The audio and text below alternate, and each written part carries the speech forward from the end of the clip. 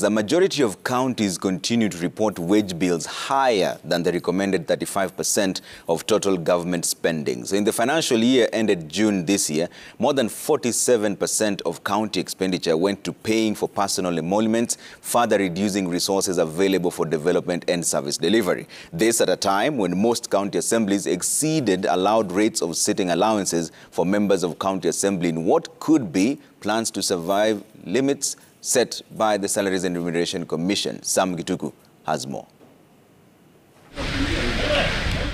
In the 2021-2022 financial year ended June this year, county governments had set out to spend 535 billion shillings, of which 36% would have been in development programs, while 63.9% was for recurrent expenditure. But by close of the financial year, the Controller of Budget reports that 401 billion shillings had been spent by county governments, of which only 24.6% was for development projects. 28% went to financing operations and maintenance, personnel emoluments taking 190 billion shillings, equivalent to 47.4%. Public finance management regulations require that governments limit wages and benefits to 35%. However, for every 100 shillings Machakos County spent up to June this year, 62 shillings was to pay salaries and benefits. Garissa County spent 60.3% on the same. Kisii, a county whose new governor Simba Arati has been keen on auditing the workers' roll to eradicate ghost workers, spent 57.8% of resources to meet the wage bill. The Controller of Budget is also concerned that most of the counties still process part of their payrolls manually to the tune of 15.6 billion shillings, meaning these are dues paid to county staff away from the formal computer-based payroll.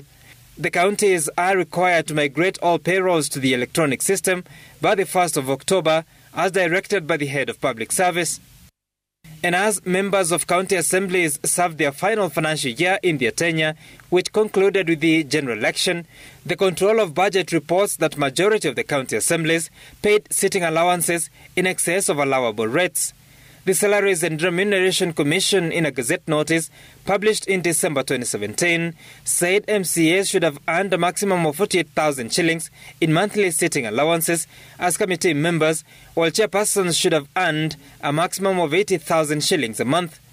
The MCAs raked in 2 billion shillings against a budget of 2.47 billion shillings for sitting allowances. Machakos County exceeded its budgeted amount, with its 61 MCAs taking home an average of 85,000 shillings a month in allowances.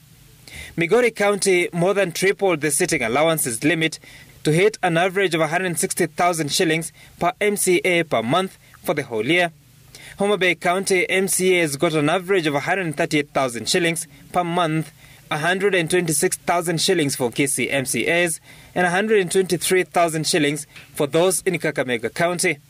Counties of Makueni, Kwale and Nyamira paid their MCAs more than 100,000 shillings per month in allowances, on top of the allowed salary of 144,000 shillings. The Controller of Budget further reports that by June 2022, the 47 counties had a total of 153 billion shillings in pending bills. Nairobi City County leads with 99 billion shillings, followed by Kiambu County with 5.8 billion shillings, 5.2 billion shillings in Mombasa, and 3.4 billion shillings in Wajir County.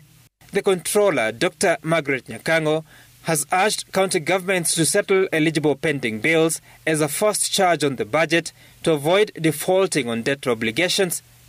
Sam Gituku, Citizen TV, Nairobi.